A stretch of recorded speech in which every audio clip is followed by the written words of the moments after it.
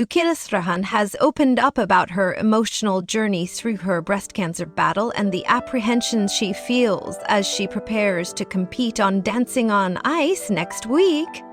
The Springwatch presenter, 58, was diagnosed with that breast cancer in early 2014 after a routine mammogram recovery. She initially engaged in double. Speaking about her participation in the ITV show, Michaela revealed that it's not the fear of injury, but the idea of wearing tight tops that unsettles her. The show's history of injuries hasn't escaped Michaela's attention. Olympian Greg Rutherford tore his abdominal muscles in the last season. Jennifer Ellison accidentally sliced her head with a skate in a previous series. Denise Van Outen dislocated her shoulder. And Noah Ice was not unconscious.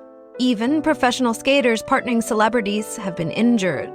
I was worried, Michaela admitted. When I first said yes, my partner Nick and I rather foolishly watched a compilation of all the accidents.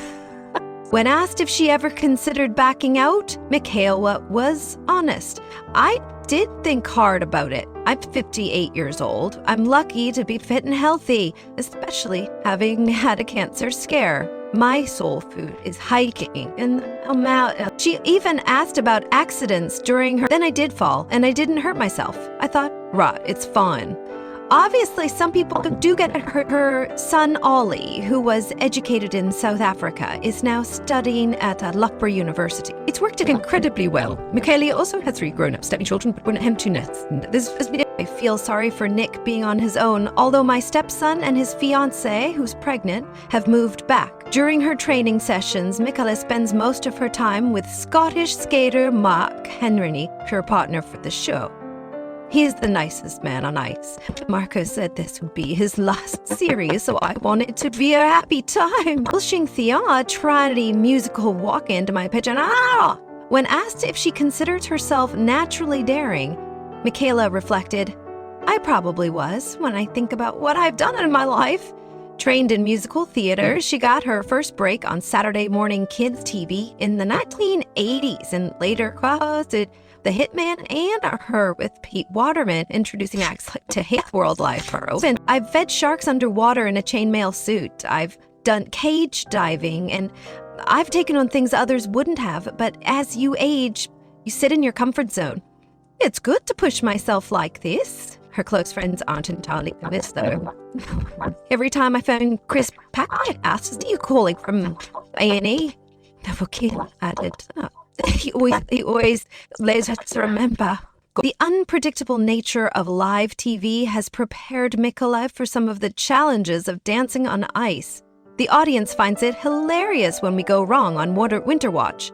But forgetting what you're doing on live television is very different from forgetting while spinning on ice skates. This new chapter also brings back memories of her breast cancer battle in 2014. I don't want to be defined by it, but if talking about it helps others, I don't mind, she shared.